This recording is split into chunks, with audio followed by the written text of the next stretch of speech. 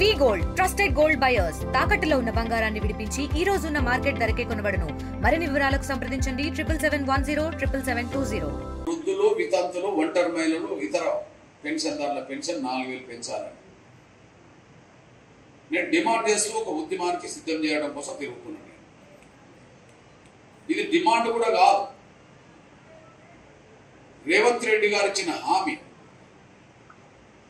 రేవంత్ రెడ్డి గారు ఇచ్చిన హామీని అమలు చేయమని తిరగడం కోసం అమలు చేయమని చెప్పి రేపు హైదరాబాద్ లో మీటింగ్ పెట్టేది ఆగస్టులో.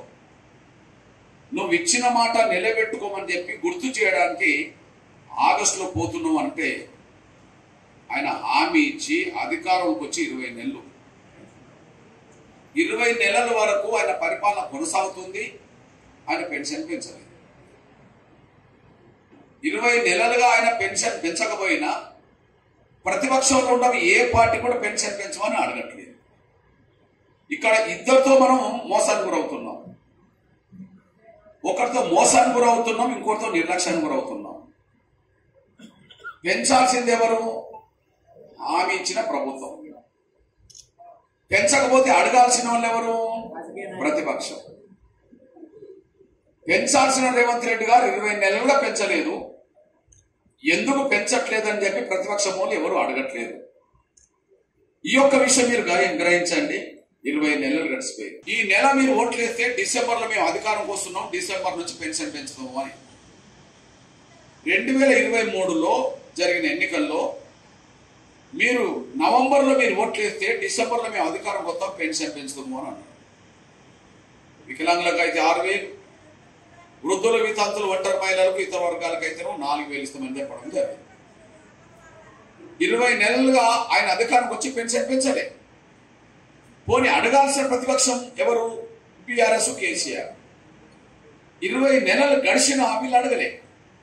వీళ్ళ దాంట్లో కూడా ఉన్నారు. బీఆర్ఎస్ కూడా ఎన్నికల మేనిఫెస్టో పెట్టింది. 6000 పెన్షన్ వికలాంగులకు ఇస్తామని, 4000 పెన్షన్ వృద్ధుల, వితంతులకు ఇస్తామని బీఆర్ఎస్ కూడా పెట్టింది. వాస్తవానికి ఈ పెన్షన్ పొందేటోళ్ళు అందరూ ఓట్లేసింది 2 పార్టీలకే బలంగా.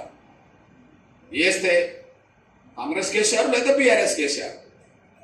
190% పైగా ఈ 2 పార్టీలకే ఓట్లేశారు. వేస్తే కాంగ్రెస్ కు లేదా బీఆర్ఎస్ కేసారు. 190% మాత్రం ఈ పేద వర్గాల సంబంధించిన వాళ్ళు మాత్రం పెన్షన్ పొందేటోళ్ళు ఈ ఓట్లేసింది 2 పార్టీలకే. ఎందుకంటే 2 పార్టీలు చెప్పినాయి. 6000 ఇస్తామని కాంగ్రెస్ చెప్పింది, 6000 ఇస్తామని బీఆర్ఎస్ చెప్పింది. 4000 ఇస్తామని చెప్పి కాంగ్రెస్ చెప్పింది, 4000 ఇస్తామని బీఆర్ఎస్ చెప్పింది. కాబట్టి నమ్మిన వాళ్ళు, అభిమానం ఉన్నోళ్ళు కాంగ్రెస్ మీద అభిమానం వాళ్ళు కాంగ్రెస్ కేసారు, బీఆర్ఎస్ మీద అభిమానం వాళ్ళు బీఆర్ఎస్ కేసారు. ఎందుకంటే ఎవరు గెలిచినా మాకు పెన్షన్ వస్తుంది అనుకున్నప్పుడు, కాంగ్రెస్ గెలిచినా పెన్షన్ వస్తుంది కదా అని చెప్పి కాంగ్రెస్ అభిమానులు కాంగ్రెస్ కేసారు. బీఆర్ఎస్ కి వస్తే మాకు పెన్షన్ పెడుతుంది ఎట్లాగని చెప్పి బీఆర్ఎస్ అభిమానులు బీఆర్ఎస్ కేసారు. పెన్షన్ పొందేటోళ్ళు కూడా కొన్ని పార్టీల మీద అభిమానం ఉన్నది అనుకుందాం. పెన్షన్ పొందేటోళ్ళు కూడా కొన్ని పార్టీల మీద అభిమానం ఉన్నది అనుకుందాం. మరి అభిమానం ఉన్నప్పుడు కాంగ్రెస్ అభిమానులు పెన్షన్ పొందుతున్నారు ఎవరు కేశారు? కాంగ్రెస్ కేశారు, వీళ్ళు పెంచలేదు. బీఆర్ఎస్ మీద అభిమానంలో ఎవరు కేశారు? బీఆర్ఎస్ కేశారు, వీళ్ళు అడగలేదు. ముసలి డబ్బులు దోసి వాళ్ళ భూములు ఉన్న వాళ్ళకు కట్టబెట్టింది రేవంత్ రెడ్డి సర్కార్ అనే విషయాన్ని మనం మర్చిపోద్దని సైనంగా కోరుతున్నాను నేను. అంటే మన డబ్బు తీసి వాళ్ళకి ఖర్చు పెట్టింది అనేసి మనం మర్చిపోద్దు.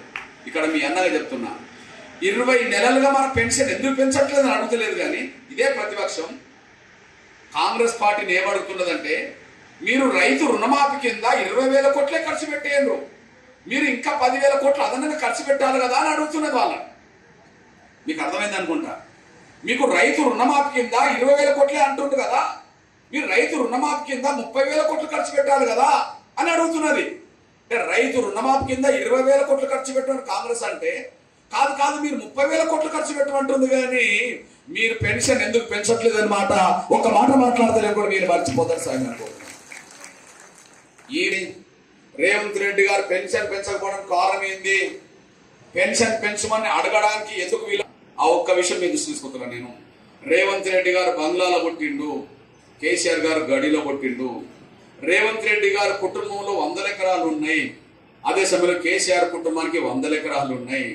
100 ఎకరాల కుటుంబాలు ఉన్న వాళ్ళు బంగ్లాల్లో గడిలో పుట్టిన వాళ్ళకు పెన్షన్ అవసరం లేదు. కానీ పేద వర్గాలకు సంబంధించిన వాళ్ళకు పెన్షన్ అవసరము. కాబట్టి ఏ వర్గాల నుండి వాళ్ళు వచ్చిండ్రో ఆ వర్గాల కోసం డబ్బులు కేటాయిస్తున్నారు. భూములున్న కుటుంబం నుండి వచ్చిన వాళ్ళు కాబట్టి భూములున్న వాళ్ళకు కేటాయిస్తున్నారు. రైతు రుణమాఫీ కింద 20,000 కోట్లు ఖర్చు పెట్టిండ్రు. రైతు భరోసా కింద 10,000 కోట్లు ఖర్చు పెట్టిండ్రు. అందాల పోటీల కోసం 100 కోట్లు ఖర్చు పెట్టిండ్రు. కానీ పేద వర్గాల పెన్షన్ పెంచడానికి మాత్రం ఆయనకు మనసు రావట్లేదు, ఈయనకు నోరు రావట్లేదు. మనసు రావాల్సింది ఎవరికి? రేవంత్కు. నోరు తెరవాల్సింది ఎవరు? కేసీఆర్. మనసు రావాల్సింది రేవంత్ రెడ్డి పాలకుడు, నోరు తెరవాల్సింది ప్రతిపక్ష నాయకుడు. ఆయనకు మనసు లేదు, ఈయనకు నోరు రావట్లేదు.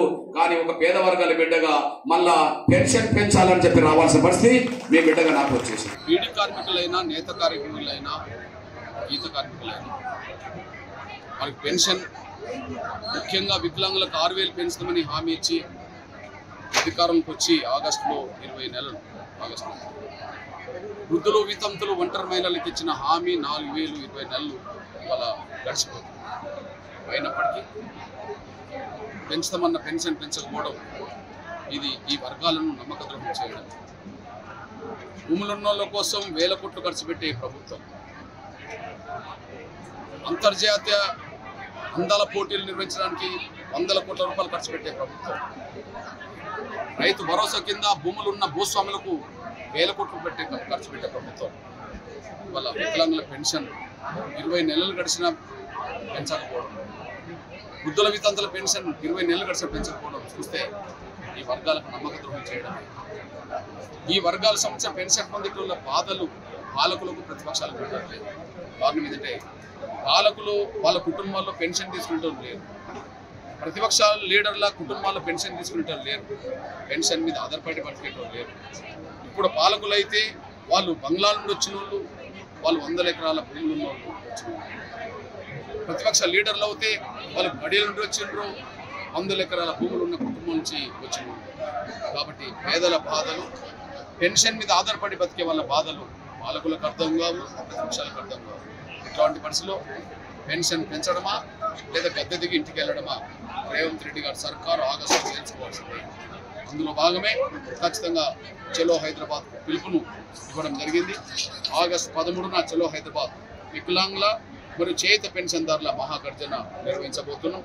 ఆ గర్జనకు లక్షలాదిగా తరలి రావాలని చెప్పి వికలాంగుల ప్రజల్ని, వృద్ధులు, వితంతుల్ని, ఒంటరి మహిళల్ని, నేత గీత కార్మికుల్ని, బీడీ కార్మికుల్ని, పెన్షన్ మీద ఆధారపడి బతికే ప్రతి ఒక్కరు కూడా ఆగస్టు 13న జరగబోయే వికలాంగుల చేత పెన్షన్దారుల మహాగర్జనకి తరలి రావాల్సిందిగా, రేవంత్ రెడ్డి గారి సర్కార్తో తాడోపేడ తెలుసుకోవడానికి సిద్ధపడి రావాల్సిందిగా, స్వచ్ఛందంగా తరలి రావాల్సిందిగా నేను విజ్ఞప్తి చేస్తున్నా, పిలుపునిస్తాను. తెలుగులో ఫాస్టెస్ట్ న్యూస్ ఇప్పుడు కొత్త అవతారంలో 5 సెకండ్లోనే పూర్తి వార్తా సమాచారం మీ చేతిలో.